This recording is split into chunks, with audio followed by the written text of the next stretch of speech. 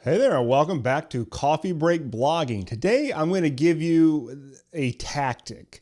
This is going to be a very tactical episode, and this is something that you're going to need to follow through on after you listen to this episode, especially if you've been blogging for a little bit of time. This is going to be something that you definitely want to put on your list of projects to do with your own blog. It's called a content audit. Now, the first thing I want to talk to you about is exactly what this is. What is a content audit? Well, the word audit kind of comes from, you may be familiar with the term when it comes to finances, the idea of auditing your finances. You're going to go back and you're going to look at, things that have already happened in your books, and you're going to make sure that everything makes perfect sense and all your paperwork is in order, blah, blah, blah. We're going to take that same idea and we're going to bring it into the content that we've already created on our blogs, basically our blog archives. And we're going to do a content audit. We're going to go back into the archives and we're going to optimize posts that we have already written. So that's the big idea here with doing a content audit. The whole idea here is to leverage, this is something we've talked about on this podcast before, but leverage the content that you've already written to go back and optimize it. We've all had those blog posts that we wrote that you didn't think was going to be that big of a deal, but all of a sudden it ranked pretty well in Google, or it got shared somewhere, and all of a sudden it's getting a lot more traffic than you thought was going to happen. And you need to go back and optimize that bad boy. You need to when you hit the publish button on a blog post, that should not be the last time you ever look at it. You need to go back and you need to revisit these things periodically to keep them up to date and to react to the traffic situation, because you want to not have dropped balls or missed opportunities. And that's what we're going to do with the blog audit. We're going to go back and we're going to look for those missed opportunities, and we're going to optimize things that are already in place. Now, let's shift gears slightly because this is definitely part of the tactic. Let's talk about the 80-20 rule. The technical name for that, I believe, is called the Pareto Principle, but it's basically known as the 80-20 rule. It's this idea that 80% of your results are going to come from 20% of your efforts. And this 80-20 rule is something that you see in place in a lot of different places.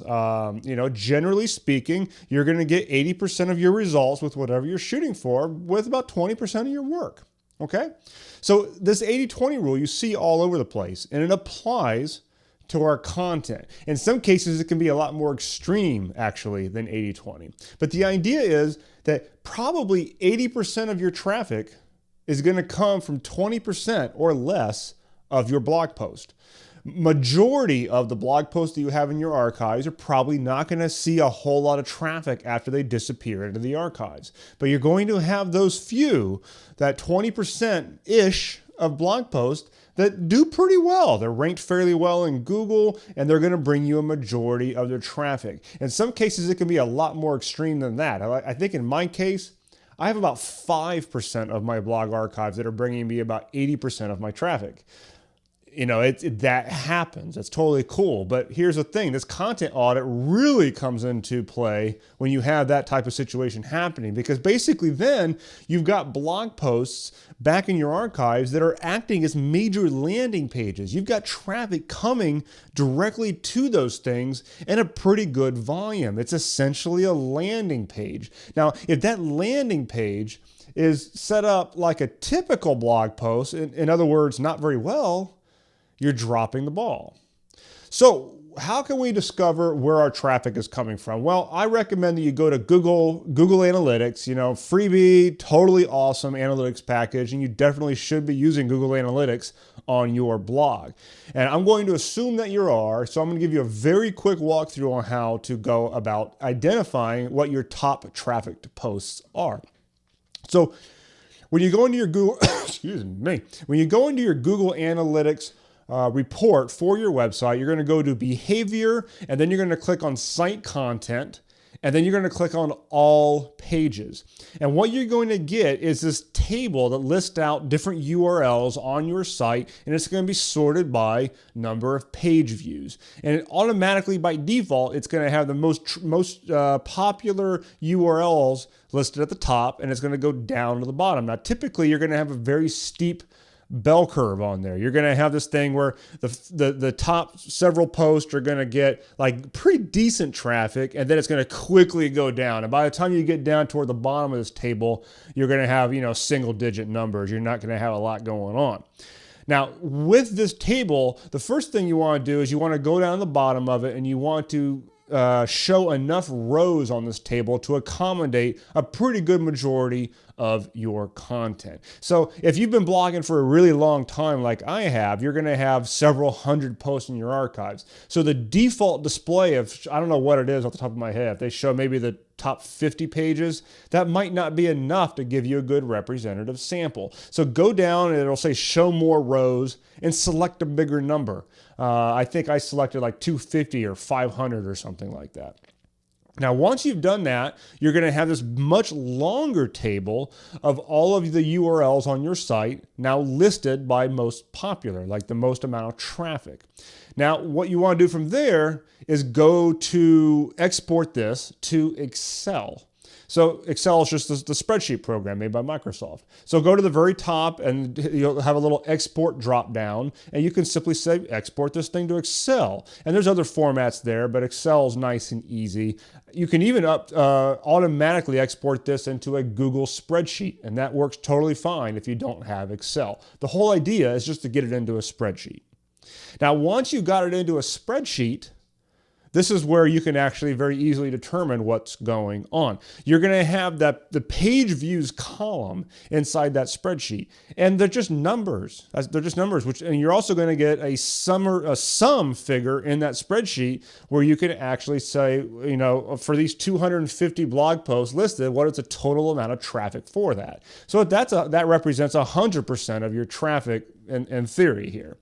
What we want to do is find out which of those blog posts at the top are representing 80%. So what you do is you find out how many page views are represented in this total list, and then you bust out your calculator and you multiply that thing by 80%, and you find out what the 80% figure would be for that traffic. What number represents 80% of your total traffic? Once you've got that number, then all you got to do is start highlighting that page view column down, and you'll find that the spreadsheet software will automatically summarize it for you as you go down. And what you do is you just keep on doing that until you reach that point in your spreadsheet, in your list of posts, where the traffic number gets to about that 80% mark. And what you're going to find is that those top blog posts, whatever number you highlight, are going to be your top blog content. Those are going to be the ones that are your 80-20. These are the 20% of blog posts, probably maybe even less than 20%, that are going to be giving you 80% of your traffic. So those are important posts to know. You want to put those things onto a list. You want to go and have a nice handy spreadsheet just that shows you the most popular blog post.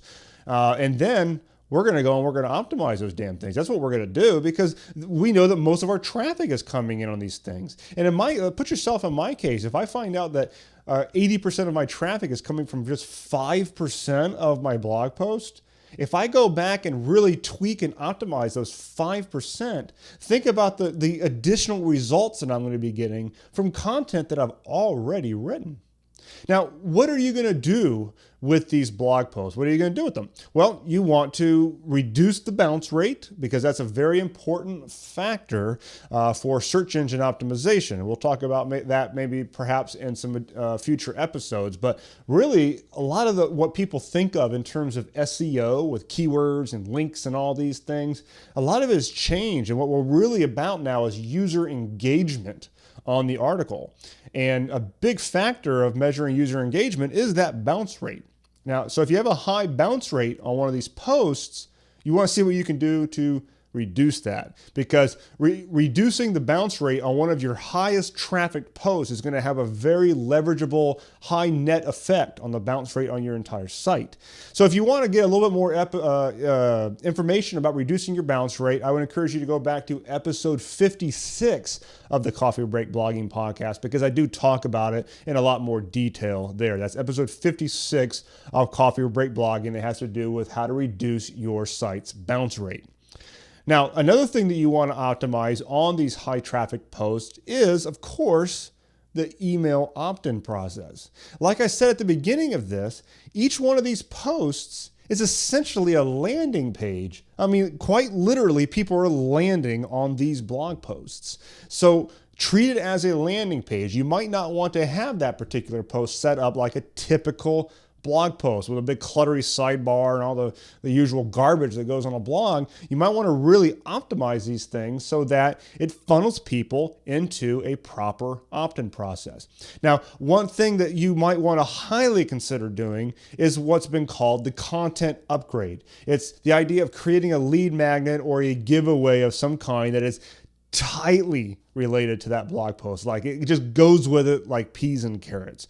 And you create it uniquely for that blog post. But in this case, it would be worth it because you already know that this is a higher trafficked blog post. It represents a fairly decent percentage of your overall traffic. So it would be worth it to go back and retroactively create a content upgrade and ask them to opt in for it. Now, if you want to learn more about content upgrades and how to execute that, go to episode 58 of the Coffee Break Blogging Podcast because I talked about it in more detail there. We're not going to cover ground again that we've already done.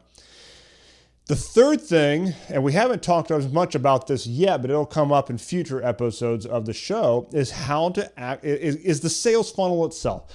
I sometimes call these the profit funnels, the blog profit funnels. In the last episode, when I talked about the monetization lab over at the Blog Marketing Academy, I talked about how you've got this business machine that sits underneath the blog, and that's where all the money is generated. Well, if you have these higher trafficked posts that you know are doing well, how can you utilize that thing to get people into the top of one of your sales funnels? That's what you should be looking at. Now, I understand the mechanics of that sales funnel is not something we've talked about on this podcast a heck of a lot as of yet, but I have talked about it some over at the Blog Marketing Academy. So if you go to blogmarketingacademy.com, literally just go to the homepage right now, and then scroll down, you will see on the bottom left, you will see 4 very prominent links to some pillar posts at the Blog Marketing Academy. One of them is, of course, the Coffee Break Blogging Podcast itself, but also there will be one about the blog revenue optimization funnel. I think I might actually rebrand that slightly to the blog monetization funnel or something to that effect. But go and check that out. It's a very core post that really gives a good diagram of what a full blog profit funnel looks like. And we're not going to go a lot into depth right now on that particular topic here on this episode, but just know that if you have those things set up, if you have sales funnels set up, you can utilize these high traffic blog posts to get people into a lead magnet, which then gets people onto these different sales funnels. And that's how you drive customers into your business. Okay? So there's lots of things that can be done here with these higher trafficked posts, but it requires you to do a content audit. It requires you to go back and optimize content that already exists, that you've already written. But you need to go back and you need to tweak them. You need to identify which ones are the most important, judged by which ones are getting the most traffic, and you need to concentrate on those. It isn't worth your time to worry about optimizing every post on your blog. You just need to spend your time on the ones that are getting you the most results, okay? Keep this in mind. I'm going to end the episode with this. Every blog post is actually an asset for your business. You should not be creating blog posts with a hamster wheel mentality in mind, where you think, well, I just got to get something out there this week, and next week I got to write something else, or God forbid, if you're on a daily structure and you're blogging every day, oh my God, that would be horrible. But don't look at your blog content as this constantly, clock-driven thing. It's not. That's not the way you should be looking at this unless you're in the news business. Otherwise, you should be looking at every blog post that you do as a business asset, something that's going to have long-term value. And with that mindset in mind, you should not be just smacking the publish button on this thing and then you never think about it ever again. Just like any asset that you have in real life, it requires a little bit of ongoing maintenance. If you own a rental house or something, you're going to have to periodically have something fixed on it. The same thing goes with your individual blog post. Sometimes you're going to need to go back and fix something or to update it in some way to make it most relevant. Basically, put your best foot forward and also make sure that each one of these things are optimized to do your business some good because they're working for you. Okay, so that's the content on it. Definitely put it to use on your site. Go back and put this on your list if this is not something that you've done. Now, if you have a brand new blog and you've only got 20 or 30 posts, don't worry about it. It's not worth doing a content audit. You don't have enough of a sample. But if you've been at this for a while and you've got, a few hundred blog posts or even thousands of blog posts, it's probably about time that you do a content audit on that stuff in order to get more results from the stuff you've already made. Okay? With that being said, I will see you in the next episode, which will be, number 67 coming up. Wow, we are moving right along. Okay, see you in a few days.